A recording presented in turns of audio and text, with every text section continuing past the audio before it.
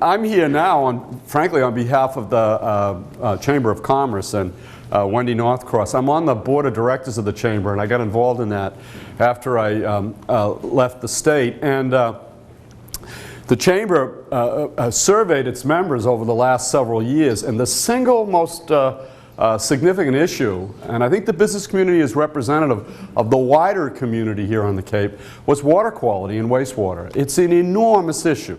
I would argue, and I'm going to cut to the chase. I'm really here to ask for your support, and I'd like to open it up to some, questions. But let me just sort of roughly outline what's going on. The Chamber put together a subcommittee of which I'm a member called Cape Cod for Action on Wastewater, based on the fact that the membership was saying we've got a problem, and the business community recognizes it and wants to do something about it.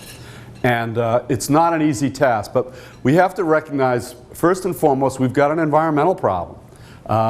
Nitrogen moving into our groundwater, that nitrogen is then migrating into our coastal embayments. There have been a series of scientific analysis that's gone on. The Mass Estuaries program that I helped put together some years ago has been analyzing water quality up and down the peninsula, and we are in serious, serious trouble.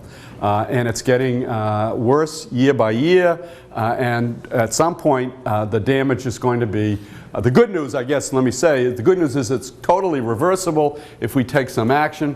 If we fail to act, at some point this damage is going to reach a point where it's not going to be able to be reversed. So we've got to act, and act fairly quickly. I would argue as well we have, and again I'm narrowing this down, we've got an economic problem.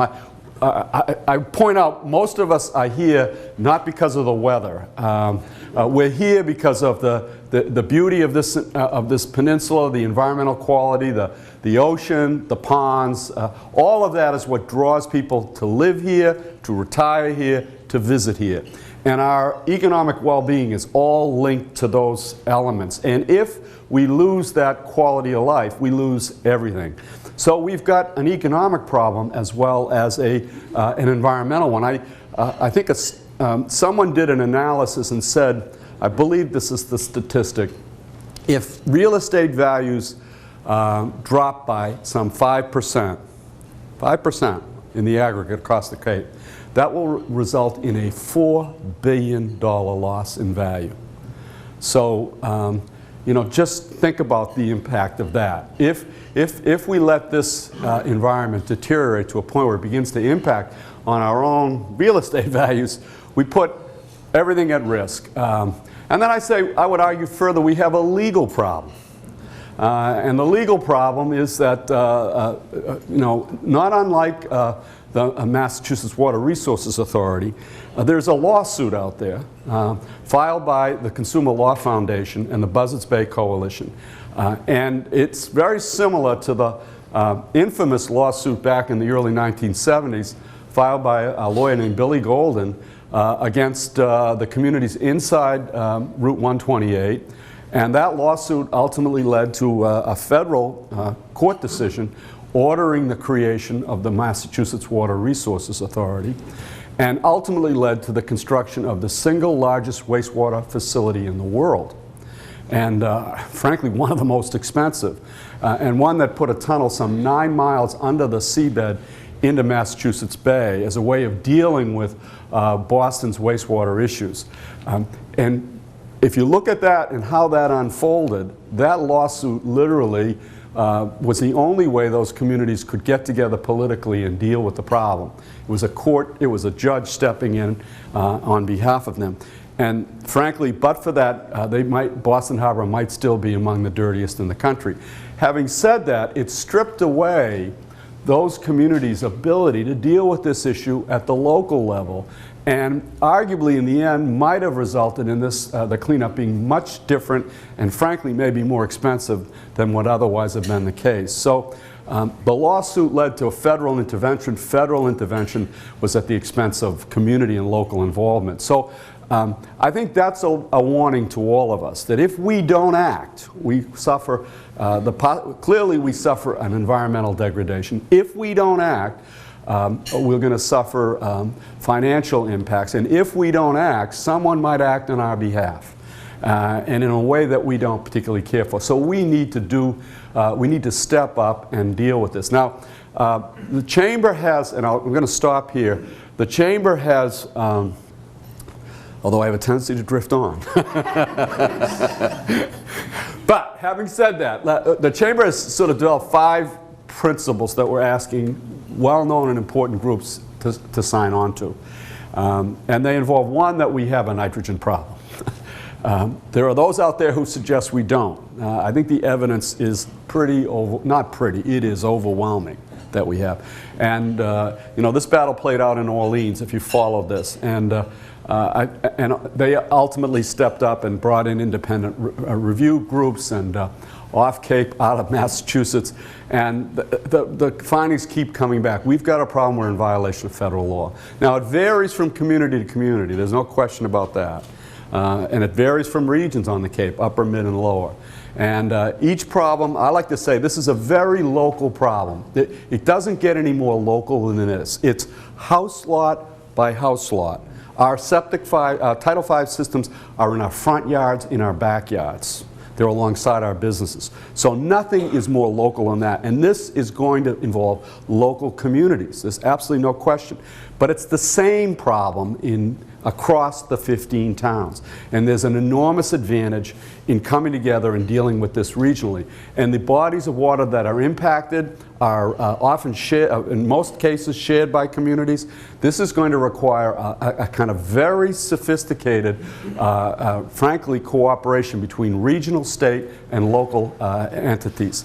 And we have to come together in that regard, I believe, in order to access state support and federal support. And that is also going to be critical, because when you look at the finances around this, the numbers have varied. The low end is, and I hold on to your seat here, the low end is $3 billion over 50 years. The high end is double that. So you're going to get a different range of numbers, and part of it depends on how much growth we have going forward. Part of it depends on whether we cooperate across town borders. Part of it depends on how quickly we act. The longer we wait, the more expensive this is going to become. So this is a tough issue. It's not an easy one.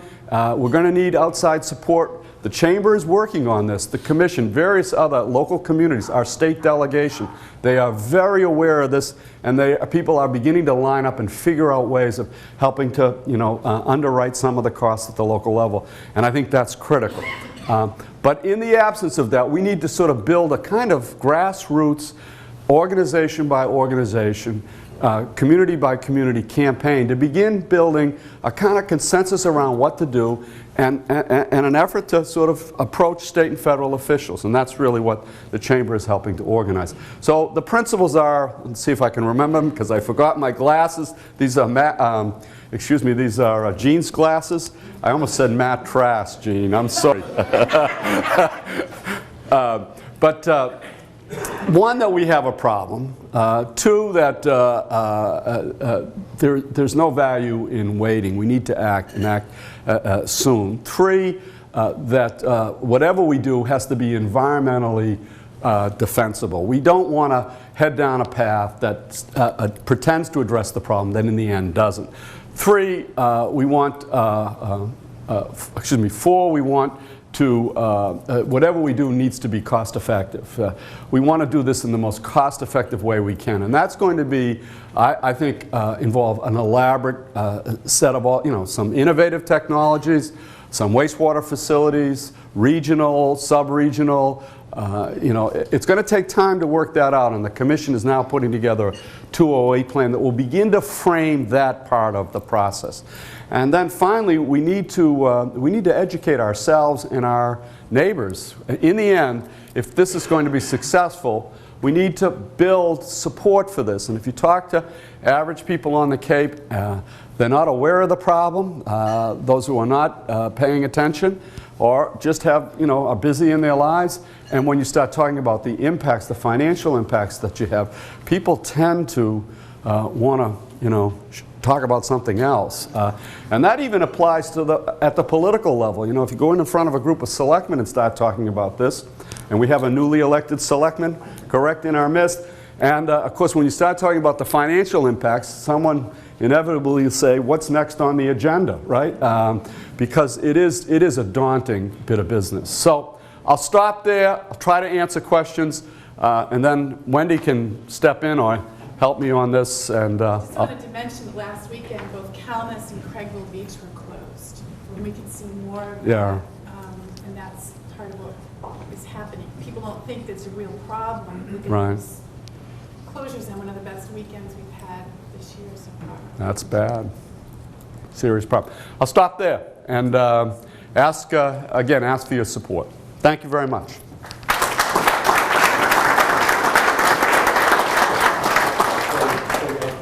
Rob welcomes questions. Yeah. We have Christy Senatori, who will speak afterwards about some of the actions of the Cape Cod Commission and give us an update there. Yeah. But in the meantime, for Rob, questions Thank you, Doug. on what's happening with the action on wastewater. Good morning, Rob. Good morning. Marion from Harwich. First of all, I want to thank you for your efforts with putting the 0% SRF into the environmental bond bill. Thank you. It's significant. I know that Chatham is the only community so far to take advantage of that. Correct. And the rest of us need to crank it up a bit. It seems like the Cape is transitioning from the questioning the science. Right. When they saw the price, they started questioning the science. Yeah. I think we've got past that now. And there are some communities in the construction phase, some in the planning, and others still waiting to see the sun come up. And we still haven't built a consensus on how to move forward. Right.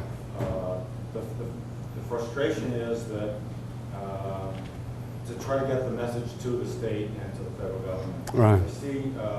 I applaud the chamber in that meeting about a month ago.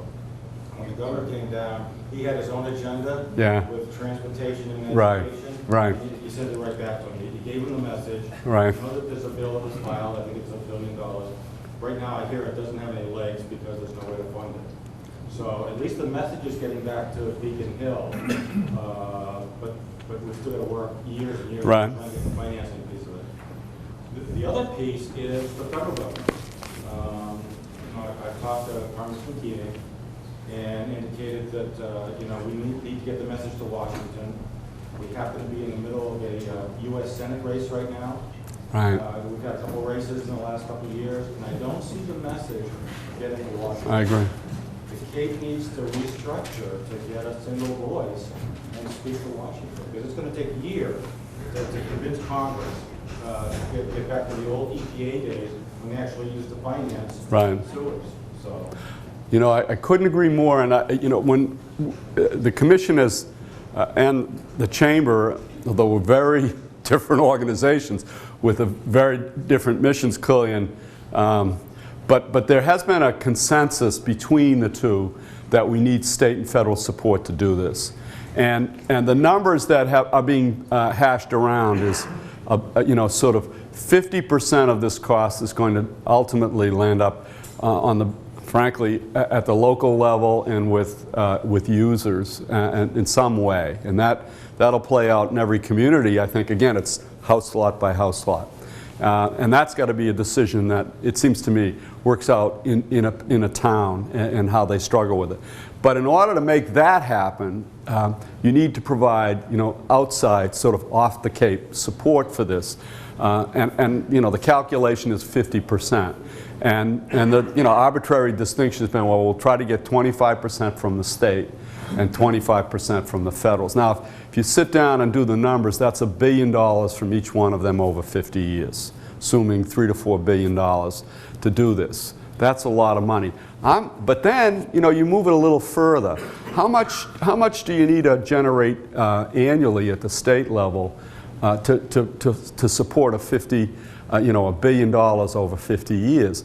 Well, it's $20 million a year. Now, can we get $20 million a year out of the Commonwealth of Massachusetts to deal with our wastewater issue? I am an optimist. That's why I get into politics. Now I'm thinking about this a little bit. But the answer is I believe absolutely.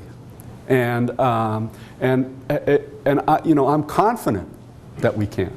And we've been talking, and we've got some ideas, and we're making progress on that. And I feel that, the opportunity to present itself sooner rather than later. And there are a variety of proposals out there, and some of them we're already sort of working the case, and I feel quite good. I do share your concern about the federal government.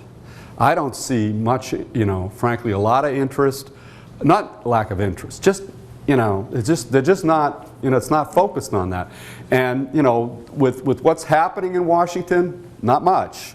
The whole business, the earmarks are virtually gone. We don't have Ted Kennedy anymore. I mean, you can just get down a list of negative reasons why it's going to be difficult to sort of access federal money in this situation. And I'm nervous about that as someone, thinking this needs to happen and we're going to need federal help. Having said that, some of the people who are more knowledgeable than I have suggested, first of all, the feds have skin in the game. They own about, 20% of the peninsula between the national seashore and the base. So they've got skin in the game. And the argument is they could step up in a more indirect way, which is providing infrastructure, let's say, in each one of those regions, particularly in the Upper Cape, around the base, that could act as an alternative to, let's say, some revenue source. In other words, upgrade facilities at the base that would then accommodate the towns in the Upper Cape. And that could be the way the federal money shows up. I don't know. I think it's a tough battle, and I share your concern there. Yes. Hi. I have two questions. One is, how much do we send as a result of tourism dollars out of the state? How much How do we much a send year? to And tourism how much do we dollars? get back? We send $25 million just in rooms taxes annually. And how much of that do we get back? Well, total, what's the total? We send like $738 million to Boston, and we get back $33 million as a region. Yeah. Okay. Good point. The other question, and this actually is from my husband, as I was headed out, he said, ask him about the impact of Falmouth, because they just approved the urine diverting toilets. Yeah. How much impact would that have if let's say that we got to the point that any new builds of any large facilities had happened? Christy's question. Yeah, I'll turn that over, but there is those kinds of alternatives called innovative alternatives, and I think they clearly have a role in this. They're not enough. But they're not scalable. To use a quick word here, they're not scalable. And so they're part of the answer, but they're not a substitute. Is that a fair? I would agree. Yeah. And there's been a lot of work on this, and I think, Matt Patrick, who has been driving this in Falmouth, who's a dear friend of mine. In fact, I might be biking with him tomorrow in Westport. If it doesn't rain, what is the alternative? So anyway, has pushed this real hard, but I think he would acknowledge that it's an important piece, but it's not scalable. Yeah. Politically, is it reasonable to expect that you'll ever get approval when you have to go to every selectman in each town in the Cape? I've been around a lot of years, more than I care to admit to. Years ago, I had almost that same question in my kitchen. There were a group of us, 3 or 4 of us, and we put together a thing called the Cape Cod Commission. We were asked whether this was possible, and here we are. So I think once, it's tough, and it requires a lot of work, and it requires reaching out, but yes, it's possible. It's going to take time. But I think in the end, the selectmen are, they're committed to their communities. They're an enlightened group. They'll act if in the end. Sometimes you have to drag some of them kicking and screaming, and sometimes, as Bob would know, he wouldn't admit to, sometimes it varies from town to town. But in the end, my experience with the Cape is that the communities step up in the end. You have to work it and make the case. But in the end, I would much rather depend on their political insight than, frankly, Washington's at this point. I think we can do this. We have to. We don't have a choice. It's really a question of when and how. I don't think we have a choice.